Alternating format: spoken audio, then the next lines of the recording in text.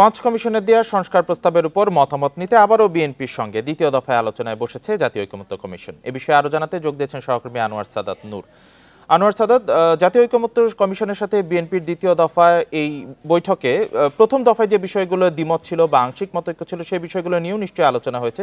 তো আসলে কতটুকু অগ্রগতি হয়েছে এই বিষয়ে কোনো তথ্য পাওয়া গেছে কিনা? প্রাণ সসের মাখামাখি টেস্ট নুডলসকে করে তোলে আরো ইয়ামি আরো জোস। প্রাণ সসের ঐকমত্য কমিশনের সাথে বিএনপির যে বৈঠক চলছিল তার একটি মধ্যবর্তী বিরতি নিয়েছে বৈঠক থেকে। এখন যে আলোচনা এতক্ষণ পর্যন্ত হচ্ছিল ঐকমত্য কমিশনের সাথে বিএনপির, সে ব্যাপারেই আসলে কতটুকু আলোচনা হলো এবং কি কি বিষয়ে আলোচনা হলো সেটা জানাতে একত্রিত হয়েছে বিএনপির স্থায়ী কমিটির সদস্য সালাউদ্দিন আহমেদ এবং নজরুল ইসলাম খান। সেটারই প্রস্তুতি চলছে যে আসলে কি আলোচনা হলো এতক্ষণে ঐকমত্য কমিশনের সাথে। যে বিষয় নিয়ে আলোচনার কথা হচ্ছিল যে নির্বাহী সংস্কার, সংবিধান সংস্কার, মানে রাষ্ট্রের মূল যে নীতি প্রণয়নের জায়গাগুলো, সেই বিষয়ে আসলে কতদূর আলোচনা হলো বা কোন পরিস্থিতি হলো, আমরা সেই পরিস্থিতিটাই এখন জানবো ইয়ার কাছ থেকে। আমরা সরাসরি চলে যাচ্ছি। বন্ধ করেন, ঠিক আছে, তোমরা শোনো।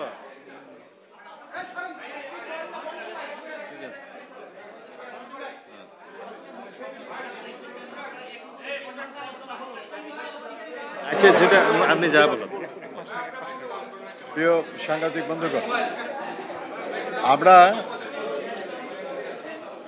আমরা জাতীয় ঐকমত্য কমিশনের সঙ্গে বিএনপির পক্ষ থেকে আলোচনা করছি, আলোচনা অব্যাহত আছে, মোটামুটি ভালো এগুচ্ছে। বেশ কিছু বিষয়ে আমরা কাছাকাছি এসেছি, বেশ কিছু বিষয়ে আমাদের দ্বিমত আমরা বলেছি।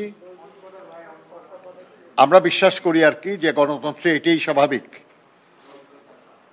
আমরা বাকশালে বিশ্বাস করি না যে এমন কিছু করা হবে যেটা সবাইকে মানতে বাধ্য হওয়া লাগবে। আমরা মনে করি যে দেশ এবং জনগণের স্বার্থ চিন্তা করে যা সঙ্গত, যা সর্বাপেক্ষা উত্তম, তেমন কিছুই হওয়া উচিত, তেমন কিছুই করা উচিত। এই ব্যাপারে আমরা কথা বলেছি। আমি খুব জরুরি, আপনারা জানেন যে আজকে আব্দুল্লাহ নোমান সাহেব আমাদের শ্রমিক দলের প্রেসিডেন্ট ছিলেন, বিএনপির ভাইস চেয়ারম্যান, ওনার একটা স্মরণ সভা, ওখানে যাওয়া লাগতেছে। আমার মহাসচিব সাহেব থাকবেন।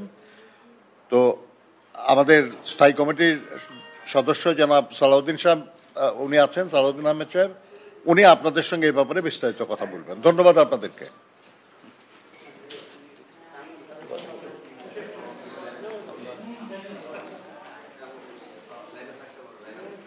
আপনারা নিশ্চয়ই জানেন, গত বৃহস্পতিবার আমরা সারাদিন আলোচনা করে একটা পর্যায় পর্যন্ত গিয়েছিলাম।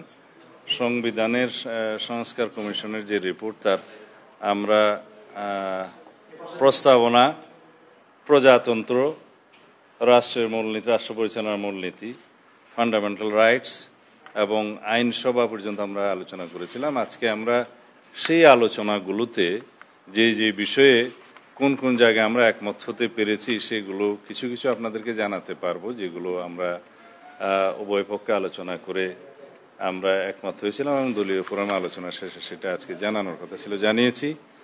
আজকে আবার আইনসভার পরও নির্বাহী বিভাগ সম্পর্কে সবচেয়ে দুই একটা গুরুত্বপূর্ণ বিষয় আলোচনা করেছি। এখন মধ্যাহ্নভোজের পরে বাকি আলোচনা আবার হবে।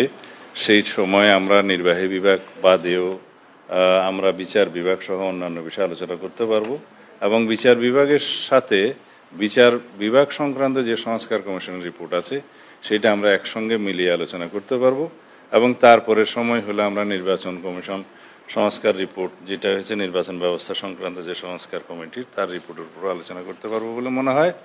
এরপরে দুদক এবং প্রশাসন, সেখানে বেশি তেমন কিছু গুরুত্বপূর্ণ বিষয়ে আমাদের অমিল নেই, সেগুলো আমরা জানাতে পারবো। চেষ্টা করব আজকে যাতে আমরা আলাপ আলোচনা শেষ করতে পারি। তা আপনাদেরকে জানাতে চাই যে সংবিধানের প্রস্তাবনায়, প্রিয়াম্বল নামে যেটা সবাই বেশি চেন, সেই জায়গায় একটা সিদ্ধান্তে আমরা এসেছি যে আমাদের প্রস্তাব হচ্ছে পঞ্চম সংশোধনীতে গৃহীত যে প্রস্তাবনা, যেখানে মহান আল্লাহর উপর আস্থা এবং বিশ্বাসের কথা আছে, বিসমিল্লাহির রহমানির রহিম উপরে আছে, এবং জাতীয়তাবাদ, গণতন্ত্র, তারপরে সমাজতন্ত্র অর্থাৎ সামাজিক ও আর্থিক, অর্থনৈতিক এবং সামাজিক ন্যায় বিচারের কথা বলা আছে। সেই প্রিয়াম্বলটা আমরা আমাদের প্রস্তাবনা বলেছি যে এটাই গ্রহণ করা। আসলে এটাই পঞ্চদশ সংশোধনের পূর্বাবস্থা বলতে যা বোঝাই সেটা। এখানে ধর্ম নিরপেক্ষতা নেই, এখানে কোনো বহুত্ববাদের কথা নেই, সেটার সাথে সাথে আমরা একমত নই। ধর্ম নিরপেক্ষতা এবং বহুত্ববাদের যে বিপক্ষে, আমরা সেটা গতবারও বলেছি। এখানে কমিশনের প্রস্তাবে ওনারা বলেছেন যে স্বাধীনতার ঘোষণাপত্রে যে উল্লেখিত সাম্য, মানবিক মর্যাদা এবং সামাজিক সুবিচারের যে কথাগুলো উল্লেখ করা আছে সেটা প্রিয়াম্বলে সংবিধানের মূলনীতিতে আনা যায় কিনা সেটা আমরা বলেছি, এই বিষয়ে আমরা একমত। এবং বিদ্যমান সংবিধানের যেটা পঞ্চদশ সংশোধনের পরবর্তীতে সেখানে যে প্রিয়াম্বল আছে এটার সাথে আমরা একমত নয়, সেটা রিমুভ করতে হবে।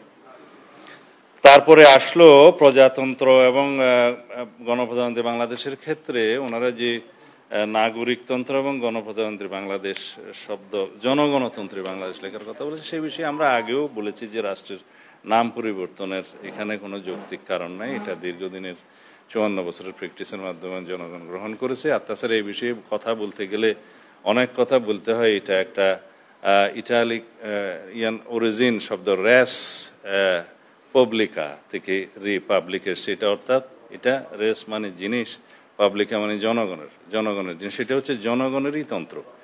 এটা কোনো রাজতন্ত্রের বিপক্ষে উচ্চারিত শব্দ নয়। এটা হচ্ছে জনগণ কর্তৃক জনগণের শাসনের তন্ত্র, প্রজাতন্ত্রী এখানে উল্লেখ করা হয়েছে। এখানে রাজা এবং প্রজার কোনো সম্পর্ক নেই। আসলে জনগণ হচ্ছে সোভারেইন অথরিটি হিসাবে জনগণের নির্বাচিত প্রতিনিধিরাই সোভারেইন পার্লামেন্টে আসে এবং সোভারেইন হাউসে, সার্বভৌম হাউসে জনগণের সার্বভৌমত্ব প্রকাশ করে এবং সেখানে আইন প্রণীত হয়। আইনই হচ্ছে এখানে প্রধান এবং আইনের দ্বারা যারা শাসিত হয় তারাই আইন প্রণয়ন করেন, আবার আইনের দ্বারাই তারা শাসিত হয়। এখানে আইনটাই হচ্ছে মুখ্য। সুতরাং এই জায়গায় বিভ্রান্তির কোনো প্রয়োজন নেই।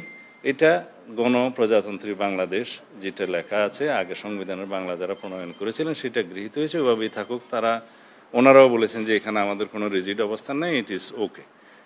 আর এরপরে আমরা রাষ্ট্র পরিচালনার মূলনীতিতে একইভাবে সাম্য, মানবিক মর্যাদা এবং সামাজিক ন্যায় বিচার, এই কথাগুলো ওখানেও আমরা ধারণ করার ক্ষেত্রে একমত হয়েছি। এখানে ওনাদের একটা প্রস্তাব ছিল, যেহেতু ধর্ম নিরপেক্ষতা আমরা রহিত করার জন্য ওনাদেরই প্রস্তাব, সেই ক্ষেত্রে ওনারা এটা পরিষ্কারভাবে কিছু জিনিস এখানে অন্তর্ভুক্ত করতে চান। যেমন বাংলাদেশ একটি বহু জাতি গোষ্ঠী, বহুধর্মী, বহুভাষী ও বহু সংস্কৃতির দেশ, যেখানে সকল সম্প্রদায়ের সহ অবস্থান ও যথাযথ মর্যাদা নিশ্চিত করা হবে। এটা উল্লেখ করা যায় কিনা সেটাতে আমরা একমত হয়েছি যে উল্লেখ করা যায়। যদি জাতীয় ঐক্যমত্য কমিশনের সঙ্গে বিএনপি দ্বিতীয় দফা আলোচনা হয়েছে, সেই আলোচনার বিষয়ে জানাচ্ছিলেন সালেউদ্দিন আহমেদ।